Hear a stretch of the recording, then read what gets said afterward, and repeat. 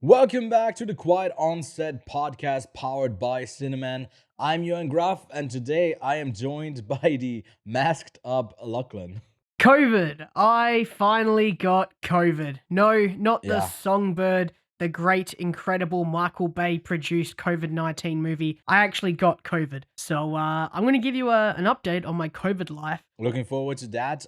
I didn't get COVID, but I kind of behaved like I did by watching an incredible amount of TV and movies. So I got my thoughts on Disney's Strange World, Disenchanted, the Guardians of the Galaxy holiday special, as well as She Said. And then over on Netflix, I finished the series 1899, watched Slumberland and The Wonder. So lots to come in the show. Wow. And also on this episode, Tàr. Not the gooey stuff that the dinosaurs are currently sinking in. The Cate Blanchett acting magnum opus. You'll hear our thoughts on this film. Was it a ride? Was it a slow little tickle?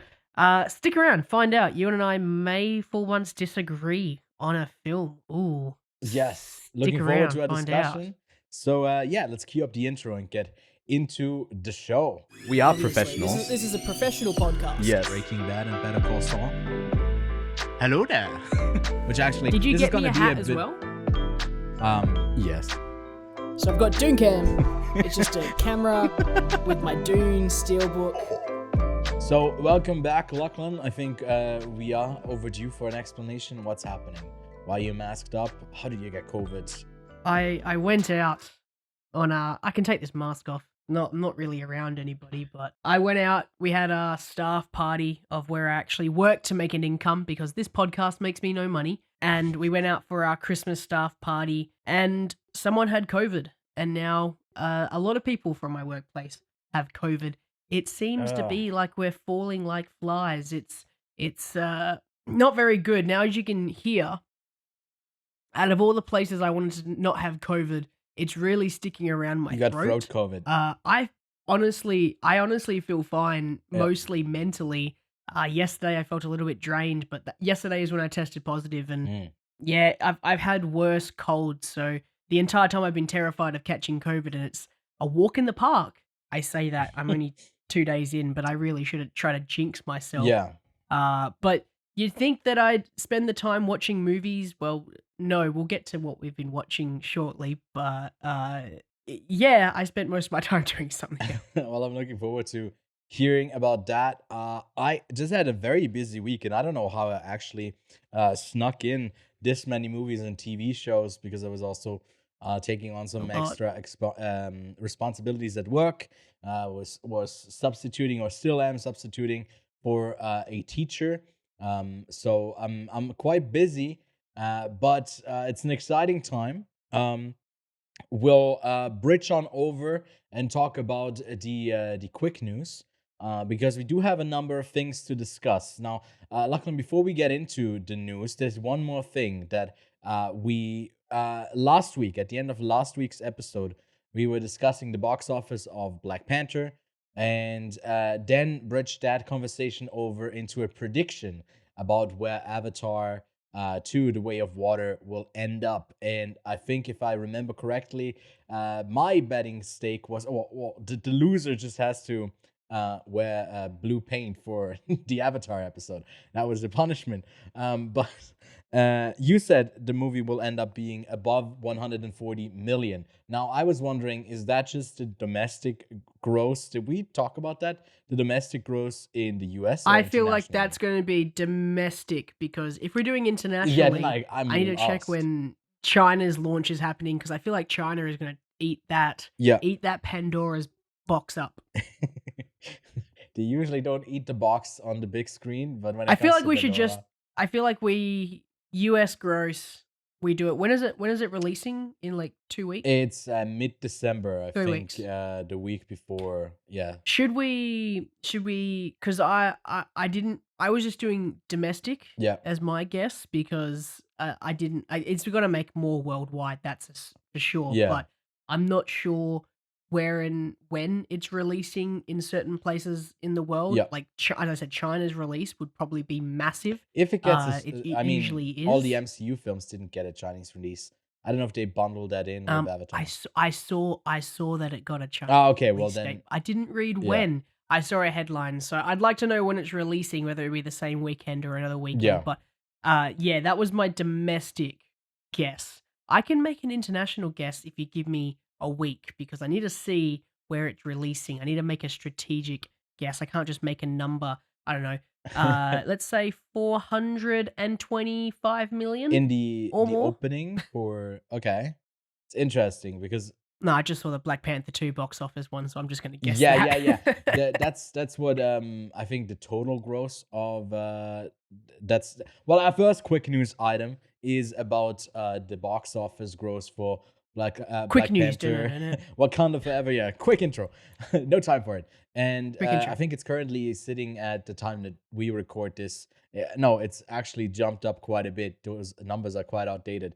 We have 424 million there, but it's actually jumped up an entire Oh my 125 gosh. million. It's currently sitting at about a bit more than half a $5 billion dollars, which we predicted that it would be the biggest opening of 2022, but it still didn't outdo the Multiverse of Madness. That slightly edged it out by I think 6 or 7 million, at least in the States. It's the easiest metric to go by because the States always, I guess, have like the initial release, and worldwide really is depending on, does it get UK and Australian release, the other big markets that it hits, English speaking, and then of course something like China does the big difference. It makes a big difference as well. But that's Black Panther's box office doing quite well.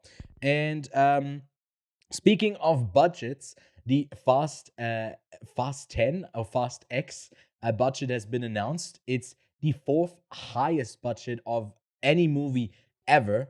It's costing Universal about $340 million. That's a $140 million increase since Fast 9. That's a 70% increase in total.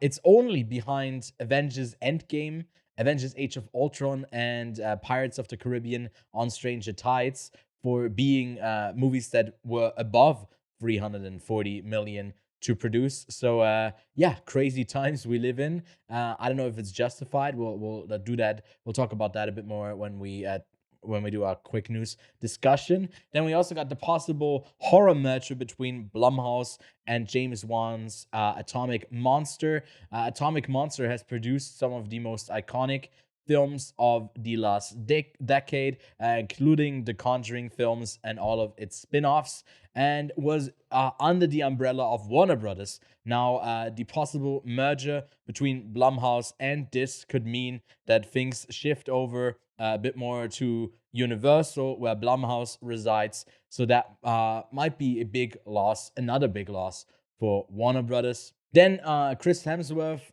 is slowing down his career a bit more with the amount of movies he's doing, because in a recent show over on Disney Plus, which was something like reality TV, doing some bucket list type of stuff. I'm blanking on the name, but I'll put it on screen right now.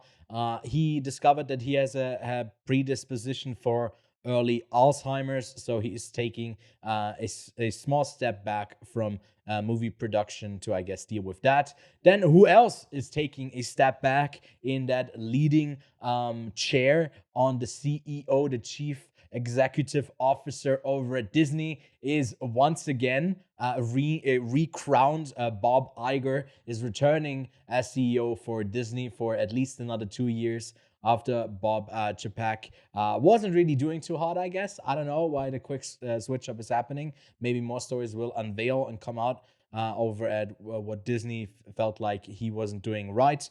And then lastly, not really something to do with film, but I just thought I'd love to mention it, is the Taylor Swift Ticketmaster fiasco, which left many teenagers and even adults in tears as they couldn't book a ticket for their favorite musician. And Lachlan, to kick off our discussion in the quick news, I wanted to ask you, do you think they'll turn into a movie like really fast? Is there enough substance there that someone will dramatize the fans not getting Ticketmaster drama? No. No? It's not enough. But Taylor Swift will write a song about it. not a movie, but Taylor Swift will write a breakup about the Ticketmaster 504. domination over the entire It didn't industry. refresh.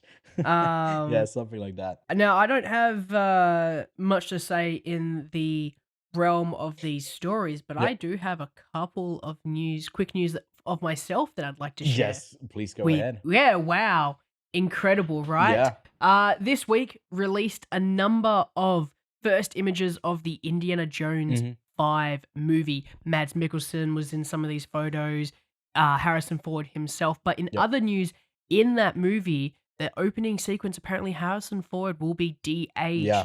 According to Ford, it's one of the best he's ever seen in terms of the de-aging effects on his skin. Indiana Jones 5, very interested to see how it goes, because obviously the fourth one was so beloved by everybody Yeah. that It was eaten took up so like long ants. to get another Mhm. one. Quick throw to you, Yep. Ewan. Are you interested and excited to see Indiana Jones 5? Yeah, I never really watched him as a kid, and then I think 3 years ago I watched the entire quadruple trilogy, and I'm excited to see them go for one last swing. And yeah, and then I I feel was like lucky to see Phoebe him quite Waller-Bridge, young. in this as well. That's exciting stuff. I'm a big Oh fan of yes, hers. playing Harrison's granddaughter, playing Indy's granddaughter, I should Right? say. Yeah. Harrison Ford. hmm That's the character I believe she's playing. I was lucky enough to see the Indiana Jones trilogy quite early, Yeah. because my auntie had the original trilogy's posters up on her Right. wall in her like theater room, Yeah. and yeah, I was like, I want to watch those. They seem cool, and I got introduced to them quite young. Mhm. The other piece of quick news I'd like to share is that Deadline is reporting that there is a new Alien movie in the works Ooh. by Okay. Disney and 20th Century. Mhm. So I am a big fan of that world. I'm excited to see what they do, because some of the sequels are incredible. Yep. Some of the sequels are absolutely incredible. Prometheus is incredible. But also then Covenant was a little bit shit. And, it goes the same with all of the original for Halloween. Alien, my god, COVID brain. I'm saying random series out of my mouth hole. The original 4 Alien movies, some are hit or miss, but Yeah. I love them all. So that's just another bit of quick news that I wanted to share with you. Yeah, and I think they still have that series in development that's also releasing at some point as well. So heaps more alien stuff. I'd love to revisit those. And I only have seen the first 2 Alien films, so gives me a reason to catch up with all of the rest, like we did a couple of months ago with Predator. Yep. Yeah, but I Yep. think that wraps it up for quick news. Again, I just think it's crazy that Fast 10 is so highly budgeted. So much money. It's just in the era of over budgeting movies that almost have to do like a crazy run that you just can't do post COVID era. But I saw a really interesting video by Dan Murrell the other day. Maybe I'll put up the thumbnail for it right here and link to it, where he went over like phase 4 of Marvel and how their gross has gone down, but their budget really hasn't adjusted for how much these movies make. And it's really interesting. It's really interesting video that he did. It's all to go towards de-aging Vin Diesel. Exactly. And That's the entire budget. De-aging Vin making Diesel. his head as smooth as humanly possible.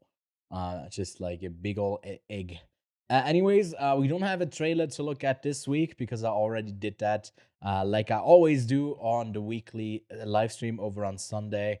That video is also up on the channel, just under the live tab. You'll find the full, just unedited recording of me watching those trailers. So if you're interested and want to chat about those, that's the place to go. And without further ado, Lachlan, let's talk about what we've been watching.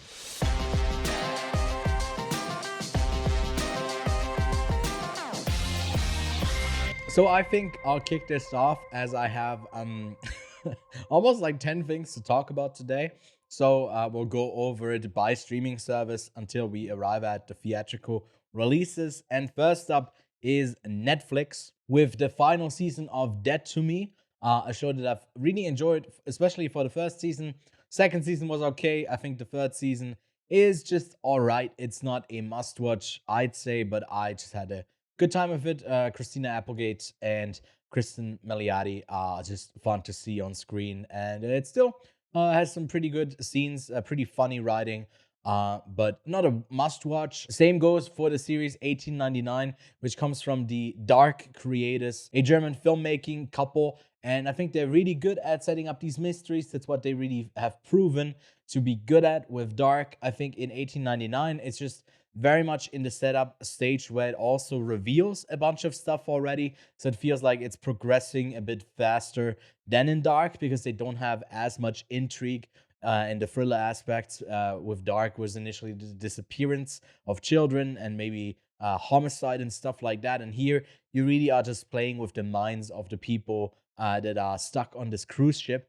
And it's interesting. It has some interesting visuals. I definitely recommend it, but not really the best show. That not as high a praise as I gave Dark when I initially watched it. Then I also caught Florence Pugh in The Wonder, a tale about a miracle child that doesn't need to eat but still survives. And Florence Pugh goes in as a nurse to uncover the actual reason why she's not dying or why she's still kind of up and healthy. And it's an interesting piece. It's very slow. I don't think it will be for everyone. I kind of had a better time towards the end of the film where I thought the whole movie was kind of a bit of a drag. But to me, it still was very competent in showcasing that era, that time, and Florence Pugh just elevates any story. So I can recommend The Wonder.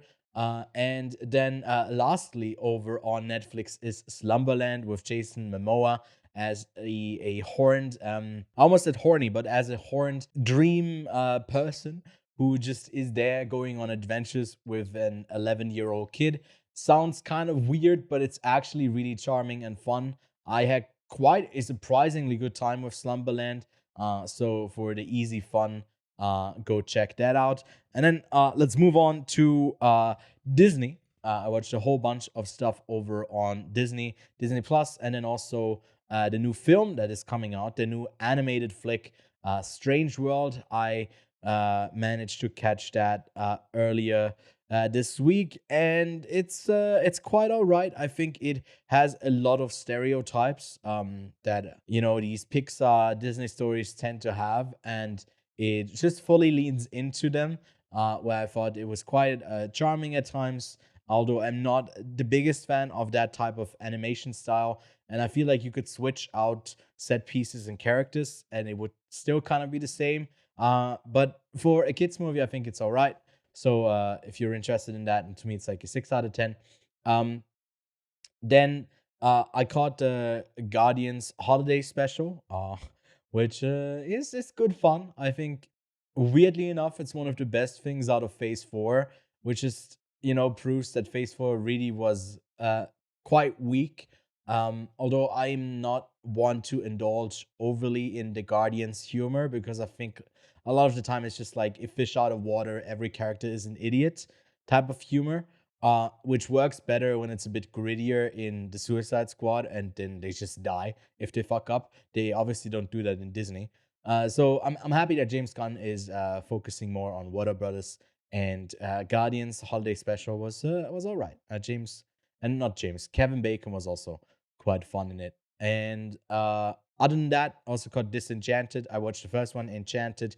Now it's Disenchanted, like 30 years later. It's okay. It's totally fine. It's where the first movie was, they come from the magical world to the real world, and now it's kind of putting that on its head again, where they transition back kind of into that magical realm.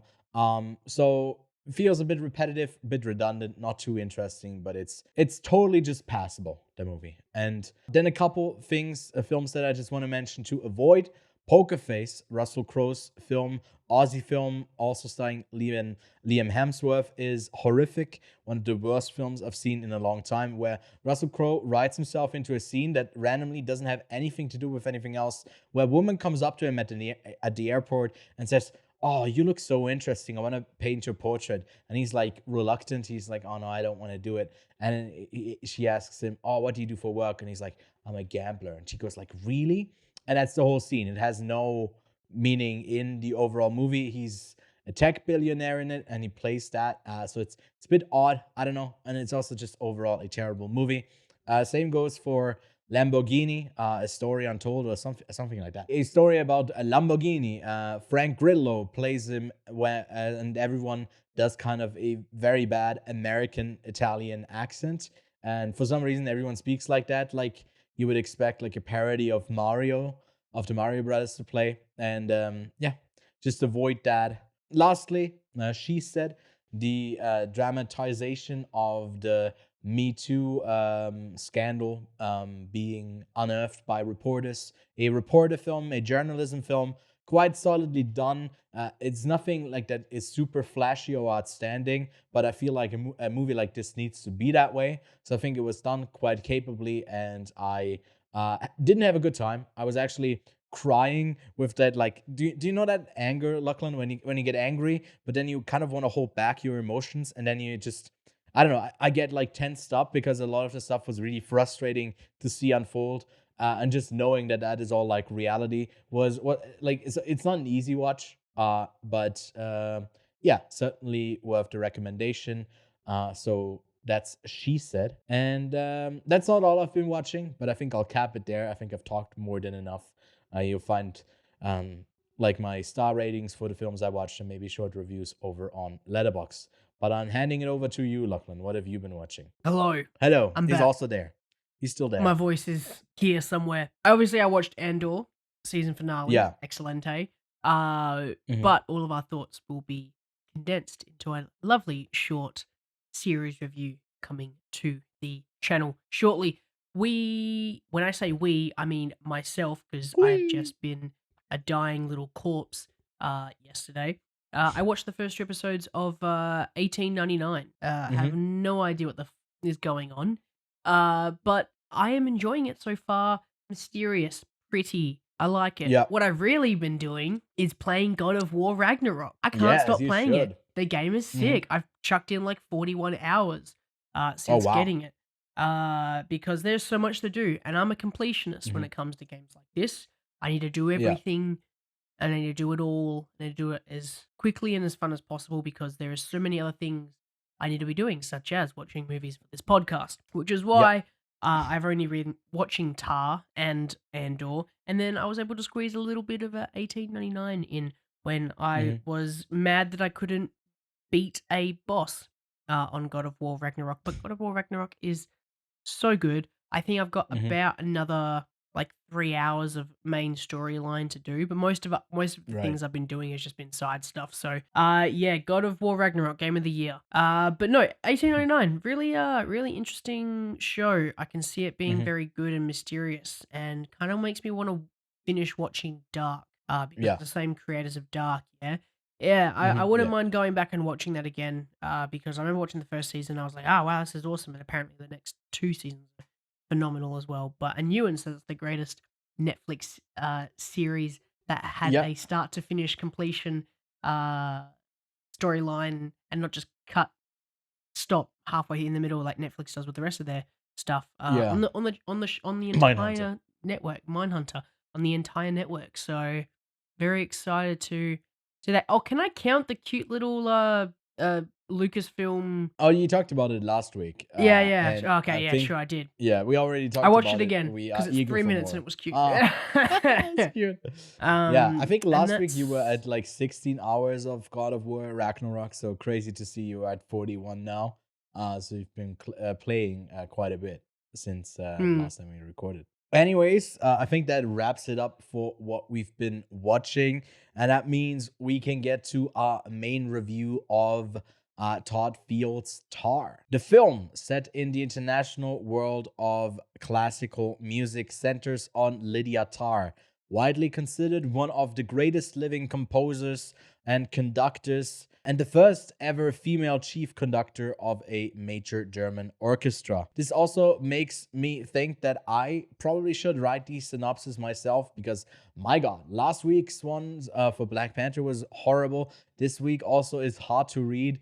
Might be better off just writing them myself. But Lydia Tàr, played by Cate Blanchett, it's really her showcase as an actress overall, where she gets to do a lot of things in this film that premiered earlier this year at the Venice Film Festival. That's where I last saw it, and it is doing great when it comes to responses from the audience as well as the critics. On Letterboxd, it's currently a 4.2, on IMDb an 8, and on Metacritic a 91. So that's incredible ratings. A real contender and frontrunner, maybe even for the Best Picture race. Now, it takes a while to get through Tar because it's 158 minutes long, and like I said already, is directed by Todd Field, and doesn't have an official budget or really a big gross to put behind itself, because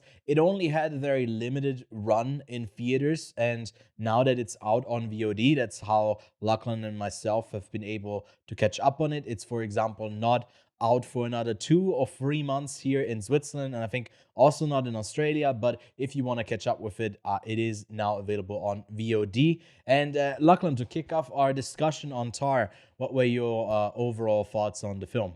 So, Ewan, I texted you a couple of days ago, and I went, Yeah, "Hey man, this movie's boring as fuck." yeah, you did. How did you feel? How did you feel? I thought that's fair, because I think it does have a really slow start, and for me, I benefited from well, first of all, I was running late from another screening, so I think it's no spoiler to say that this movie starts with about like 10 minutes or 7 minutes of opening credits, with Oh just yeah. text on screen. And you feel like it's already going to be this pretentious thing of, oh, we're putting the art, I don't know, the people who made the art in front of it or whatever. But I think it has a thematic, really good undertone that doesn't really come together until you see the whole picture. Yep. So I don't know if you changed your mind as you got further into it, where it became less slow and less boring for you. But Yep. I mean, I'm curious to hear about it. Well, look, so my overall thoughts on Tar were pretty negative at first. I have to admit that the first act of this film is incredibly slow. Now, whether it's because I had COVID and I wasn't able to focus that well, or whether it's Yeah. just because this film isn't very gripping when you first start watching it. If you go into this film thinking it's something else, my God, are you going to be disappointed? However, as it went on, Tar definitely got better. And when I say got better, Right. I mean became significantly more what I would guess. It became significantly more, this is what I am. This is what I'm trying to say. Right. This is the movie Mhm. this is. Because at first you kind of go, what kind of movie is this going to be? And I think it has an understanding of what it's trying to be, but it doesn't really solidify it until probably about, I would say, 30 minutes into the film. So Yeah. for me, Tar was this very like slow, struggling film to get into, because the first Mhm. 20 minutes of this film is just talking. It's just Yeah. Lydia, Said Lydia, interview. Ooh. Lydia. Yeah. Lydia, and well, with that interviewer, and then it's her with a previous teacher, and then it's her just speaking to a class. It's 3 different situations, and if you look at that, you go, "Oh, there's Mhm. nothing interesting going on here. There's no composing going on here. It's all just a circle jerk of who this character is." And then I realized, oh fuck, it's a circle jerk of who this character is. She is our protagonist, and I hate her. Mhm. I absolutely hate her. And I realized Yeah. that is kind of what they're going for here. This Mhm. is not meant to be a film about how she came to write this incredible piece of music, which is what I thought it was going to be.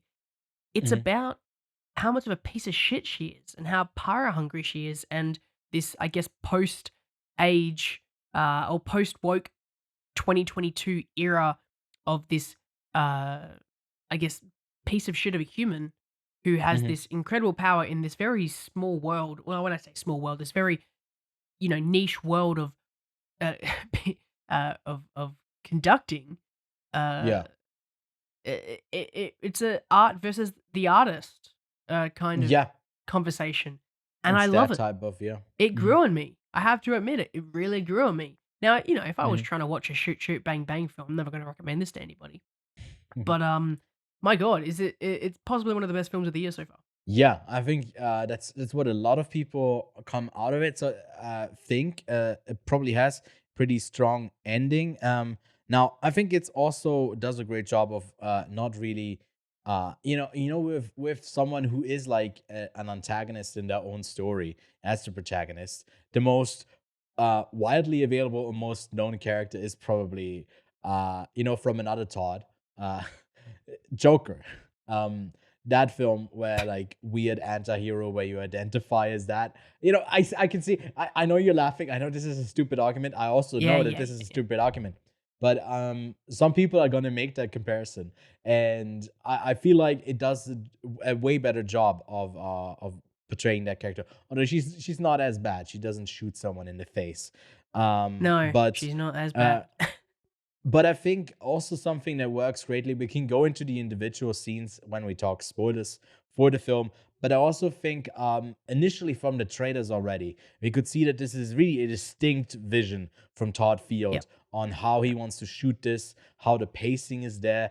There's a lot of like the score is really crazy when the person who made the score, like a lot of it is just like this eerie background noise. And it's a Mm. really interesting score that you don't really typically get for most films, Well, which I you also might found say that it's very fascinating. similar to the Joker score since it's the same person who did the Joker score. See, I'm making it Sh- all mixed together, Ewan. Look at me go. yeah, Film knowledge. Lydia There's a little Tar. bit of knowledge for you guys. The composer to this score is the same composer who did Joker. Sorry, not the Joker, That's just Joker.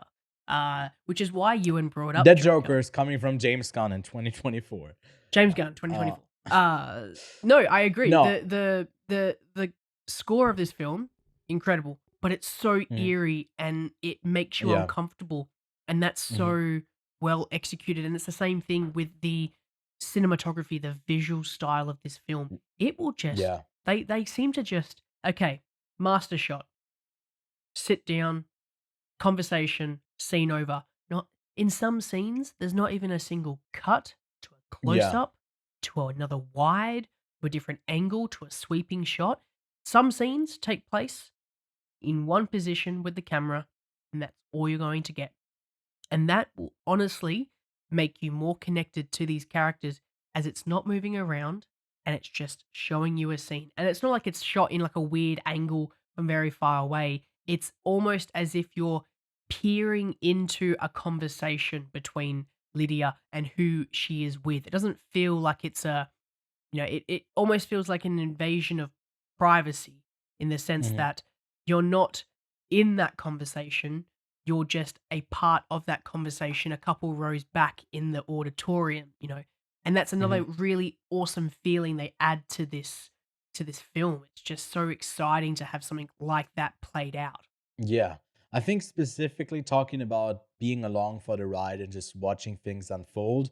Uh, to get into that, I think we do have to bridge over to a spoiler discussion Spoilers. of the film.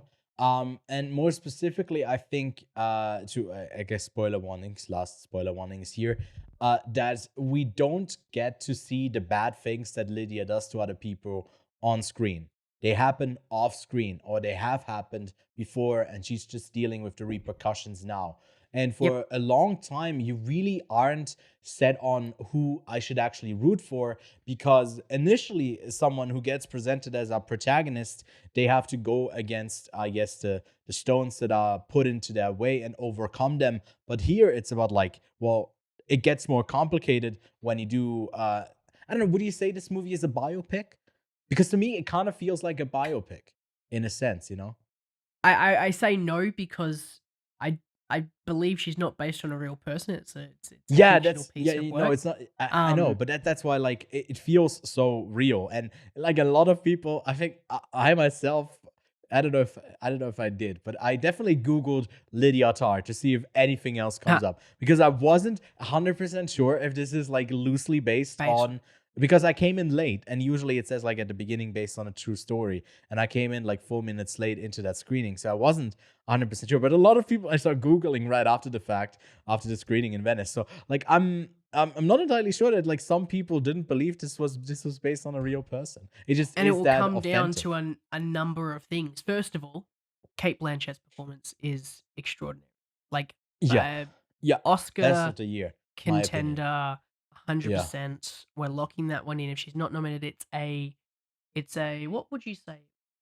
It's a it's a disservice um, to acting yeah, because it was yeah, such an yeah. incredible job. And to Mm. have Ewan say, uh, It's like it's Joker, is it so a he real should person? win. It's like Joker. Obviously, it's a compliment, and it should be rewarded by having an Oscar nomination and Well, possibly Joaquin Phoenix the won award. for a performance of playing Joker. Exactly. So, And so Tar you is have just to the do that. female version of Joker. Forget Harley Quinn. I'm sorry, Margot Robbie. You're not getting nominated for Harley Quinn. You should have played fucking Tar.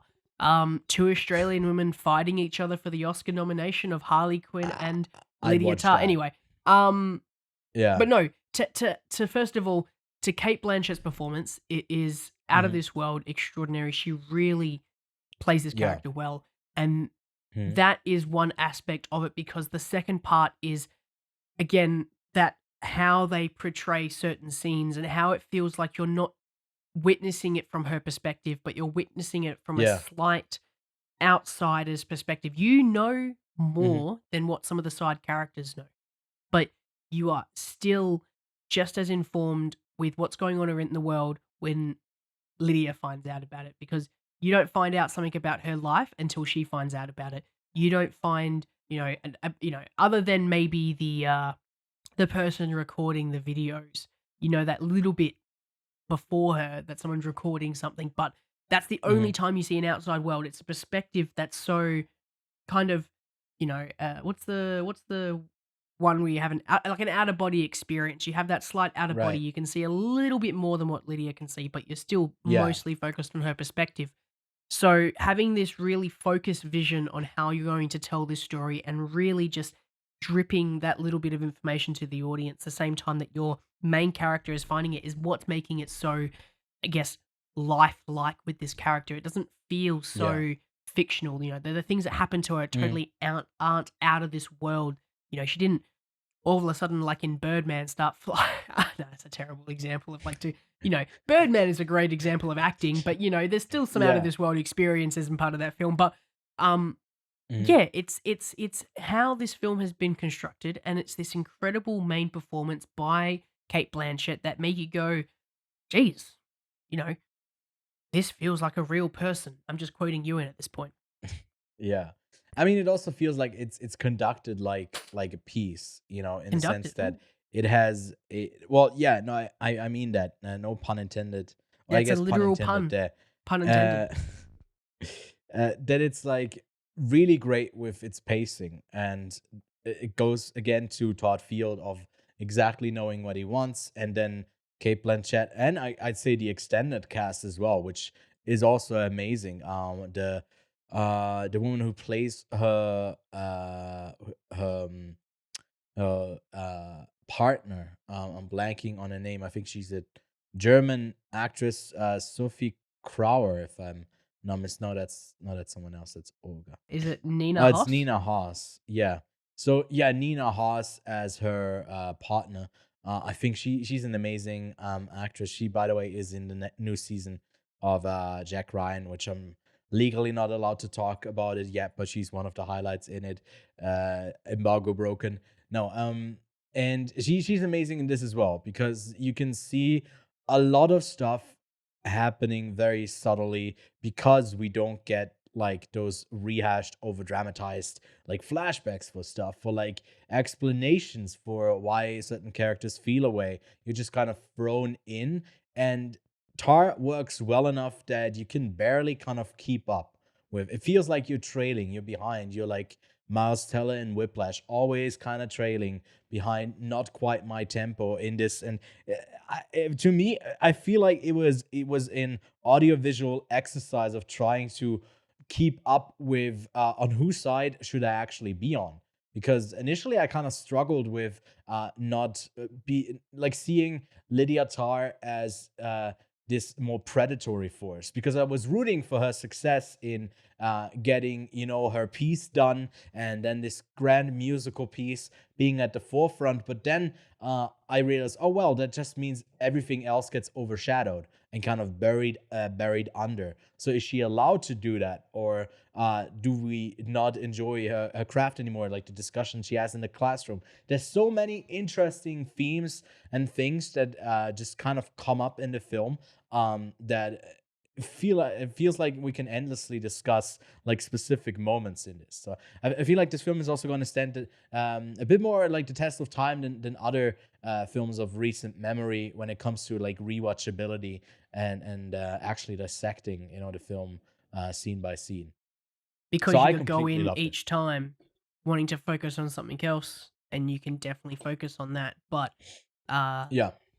that's a great thing about films that are rewatchable, similar to this, is that you can rewatch it and it tells a really wicked story either way. But if you're looking for finding themes and subtext, this film has a layer upon layer upon layer, and that's because it has been really well crafted by Yeah. both the filmmakers, from every department, and also Cate Blanchett herself with this performance, and again to the supporting cast as well. Everyone seems, I feel like this Yeah. is like a massive passion project that they all were like, let's do Yeah. something sick.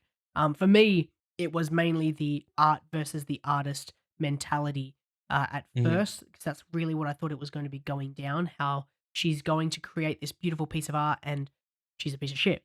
Ends up being this sort of, I guess, story of abuse of power, really, by the Yeah. end of it, and her fall from grace. And that's the story that I saw. It kind of splits it into three of this, as I said, art versus the artist. That's what it's really trying to say at the start. Second of all, it does this. What does she do with this power? How does she abuse it? And finally, you'd expect it to be a happy ending, but as we are in spoiler discussions, it really isn't. No, yeah. This She big doesn't get climax of an happy ending, ending. and my favorite moment is the ending. If I, The Monster Hunter stuff. yeah, pretty much like the this big build up, and she's doing a live performance of a video game soundtrack, and I was just like, Yeah. that is so perfect on how to end this film, because you go, ah, that's funny, and Yeah. also fuck you to the character, Yeah, I but think I wasn't I wasn't hating her as much as you do. I think she's a despicable character overall, but to me, I think the movie played the line way more in nuance of not this piece of shit who's in power, but also putting her dreams and aspirations against those of others, and just because she's in more power, she can put them above her. I think that like she obviously yeah, misuses her power, and she's not great. But I think in a discussion that she has in that classroom, I think she's in the right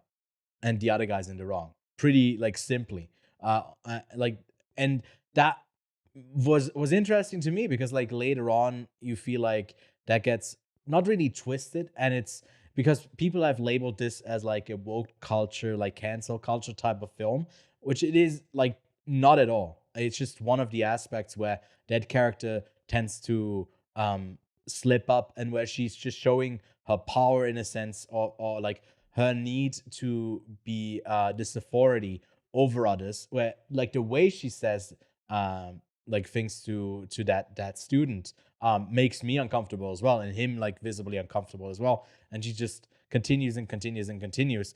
But at the root of the argument, I think she's totally in the right there.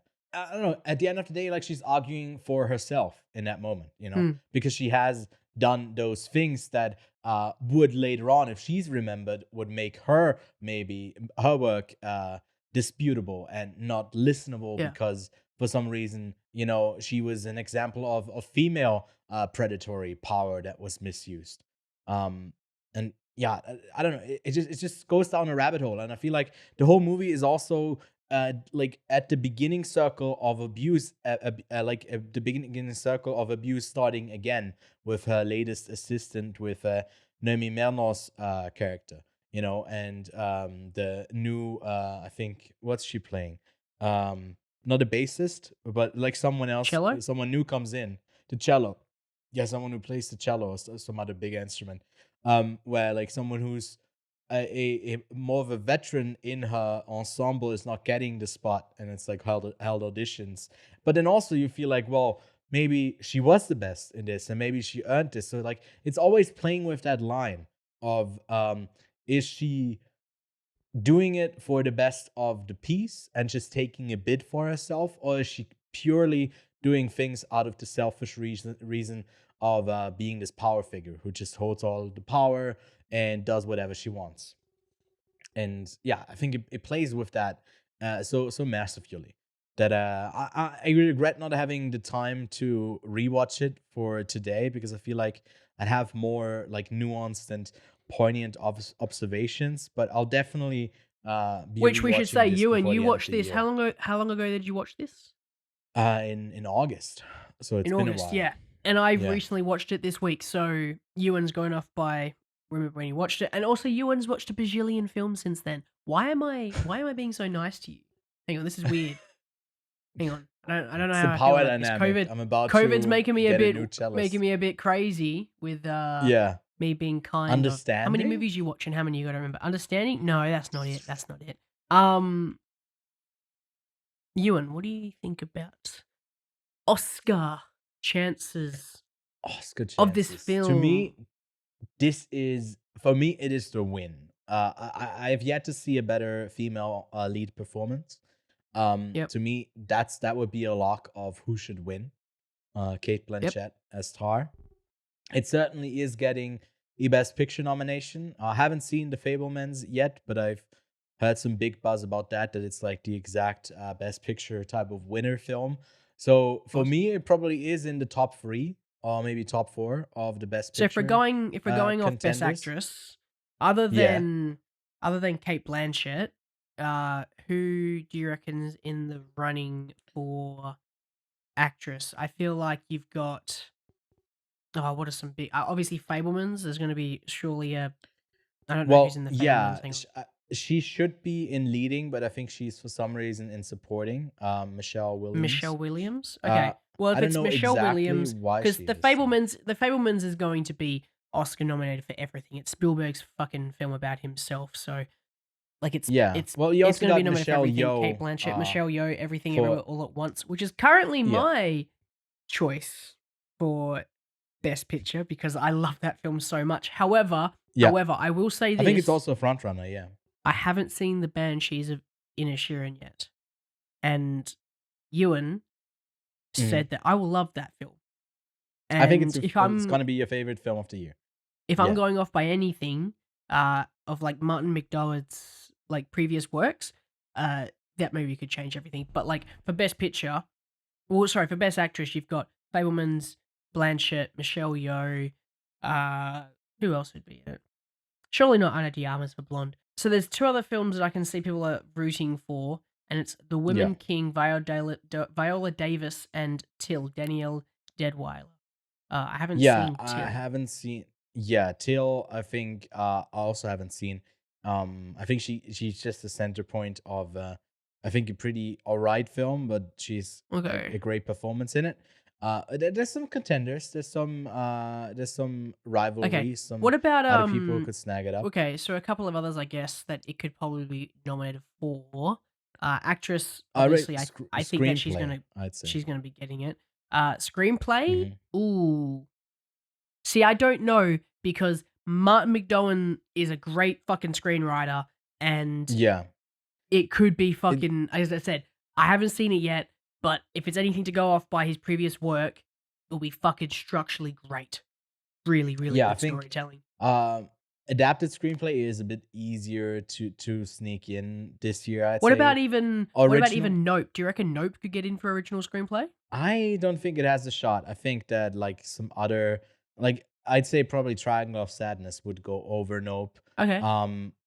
Babylon probably goes over I was Nope. gonna say maybe Babylon because it's so it looks like a very Oscar baity movie from someone who's notoriously a good director. However, I did read a couple of negative things about Babylon recently, that it's like super long and a bit of a circle jerk and all that jazz. Early but reactions are kind of split, yeah.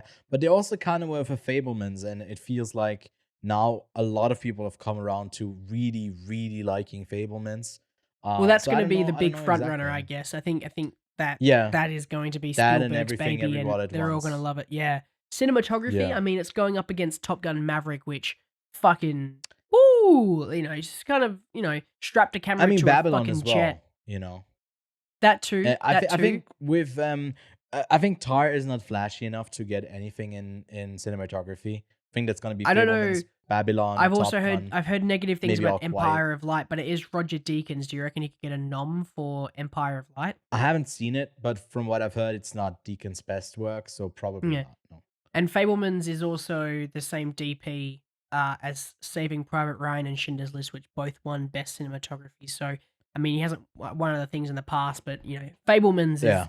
is going to be a big front runner this year, even though I haven't seen it, but you kind of know which films are going to be the front runner before they've even fucking come out, because it's a Spielberg movie about Spielberg, Yeah. based on Spielberg's childhood. It's a triple threat of Spielberg. What about editing? That's another thing, because I think the editing of this film is probably something that it could win for, because I think it is Yeah. very, very good.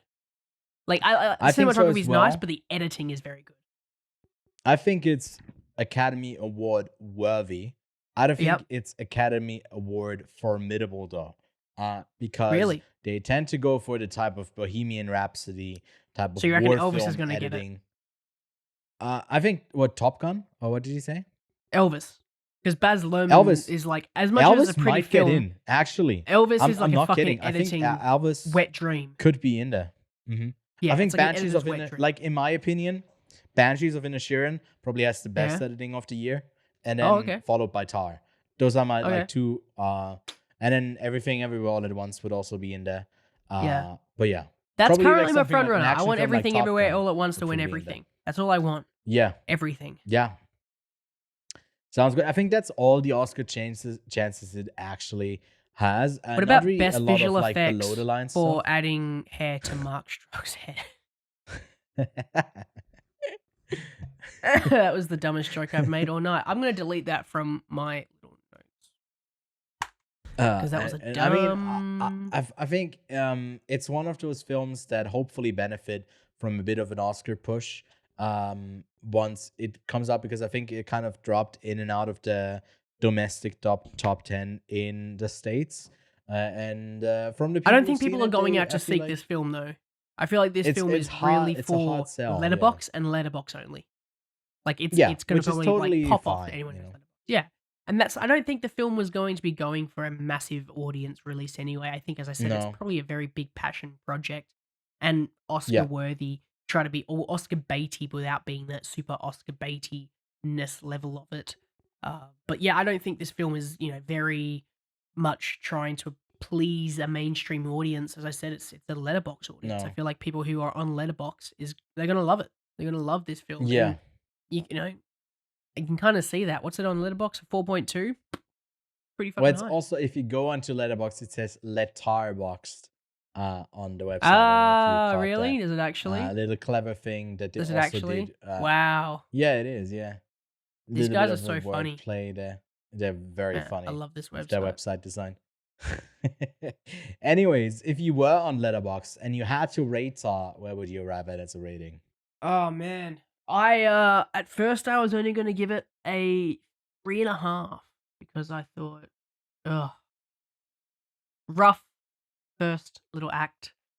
And honestly, if it took me so long to get into it, I kind of don't think it deserves a 4. But after Yeah. processing it for long enough, I realized that COVID brain probably just affected my real rating. So I gave it a Mhm. 4 out of 5. 4 stars out of 5. Oh, for initially setting us up to maybe have a diverging opinion on this, we arrive at I lied. similar opinions, and yeah, it's your downfall. Your abuse of power is misinforming our audience of what's to come. But no, I also arrived at a 4 out of 5 for this film. I might even go higher on a rewatch, but I'd have to rewatch it before I have to Yeah, I want to reassess. rewatch it without me having COVID. That'd be great. Yes, and well, I want to watch the whole film and not miss the first 4 minutes of riveting text on screen.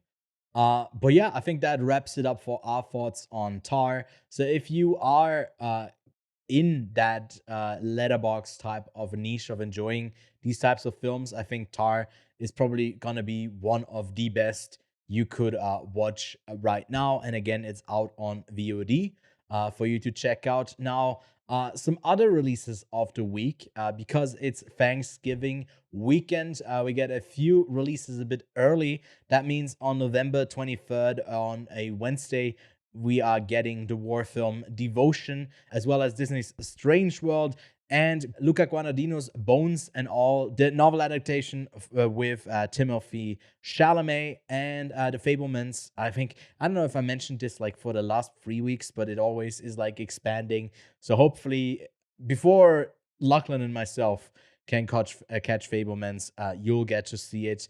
And then on November 25th, on the Friday, in limited release, both The Sun and White Noise is releasing. So lots of films to catch up with if you are so inclined to. And Lachlan, we've watched Tar today. Do you have a maybe music themed piece to go along with that for maybe like a double screening? I do. I Yes. really do. I Okay. really do. Oh no. Because I feel like your pick of the week is so, you're like, oh yes, Serious? what should I pick? Yeah. I'll let you build up your anticipation for your pick of the week, but I want you to all think that, Sweet. I've got COVID brain right now. I'm not thinking straight. So I thought, I got to think of a film where the acting is just so good. It's musical in a way. The acting is brilliant. The vision, the filmmaker's vision of this film is perfect. It's peaked. I came to only one decision: Tenacious D and the Pick of Destiny. I've never heard of that film. Okay, You've never that's heard of interesting. Tenacious D and the Pick No, of I've Destiny? never heard of that film. What? No, Ewan, fuck your This is pick of the the week. second I don't want you to time that I watch don't it. know the You film need to you watch recommend. this film right now. It's phenomenal. I don't even know how to spell half the things you said. Tenacious what's the D and name the of Pick the of film? Destiny. I'm loading it up on IMDb. 2006, so I have all the exact details for you. Say, let me read it. To be the greatest band of all time, two slacker wannabe rock stars set out on a quest to steal a legendary guitar pick that gives its holders incredible guitar skills from a maximum security rock and roll museum. Okay, I've never heard of that. Liam Lynch, is that like some long lost like distant I'm sorry, cousin but of- do you of know David Tenacious D, right? No. What? I- It's Jack Black's band. Oh my god. So it's Jack Black and Kyle Grass's band, and it's the greatest song. You need to watch this. I don't care. For a long You need to time watch I've it. avoided Jack Black because I found him a bit unbearable, like his energy, much like Jim Carrey, really just wasn't my humor. He's grown on me though, so I might check this out. It's not streaming for me anywhere, but I'll make sure to find it somewhere. I put it onto my watch list. Okay, that's all you get from me. I might have to buy Because the I'm going full on pretentious mode, going into Artiste. the deep dive of an actual biopic from 1984. Milos Forman, the director of little film you might know, One Flew Over the Cuckoo's Nest, also did another classic that pops up on a lot of top 100, top 250 lists, films of all time. That being Amadeus, a film that I haven't seen myself. I've only heard great things about, and I thought I'd make myself a challenge to also watch it. And it has about the same runtime as Tar as well. So if you have about 6 hours, you can double feature Amadeus and Tar in one go. But that wraps it. My Jesus film's Christ. only like I don't know, 130 minutes long. No, it's not. That's You can 2 hours. Mine's only like a 90-minute long film. Yeah, you can put that on You're while welcome. you get snacks in between those two. It's like the interlude for those two films if you scream them. And then next week we'll take a look at either Bones and All and The Menu. So stay tuned. Go check out both of those films. I've seen both and I can recommend both. But next week we'll have our spoiler discussion for at least one of them. So in the meantime, you can go like this video right now. Thanks so much for doing that. And subscribe to the channel. We got new episodes of the show each Tuesday. And I think we can, did I announce it last week? I think the topic of the 4 favorites, just another reminder, we are doing another round of 4 favorites in December. We'll talk about animation. Currently, we already have about 10 guests lined up, so it's going to be a really stacked season of 4 favorites. Looking I have forward to pick to up seeing my some game. returning and new faces. There's a lot of people joining us for this, so stay tuned. Again, subscribe to don't miss it, and you can also follow us on all of our socials. There's a link tree below that will take you to all of them, as well as Lachlan and mine as well. And yeah, Lachlan, that's about it. I'm keen to be talking about all the films that I don't need to rewatch at this time of year, because I already caught them at some other film festivals. Sorry, So had to proud of flex you. there. But Had to flex. yeah, anyways, see you next Tuesday. I'm looking forward to it. So have a good time at the movies in the meantime. Hopefully I won't have COVID then. Bye.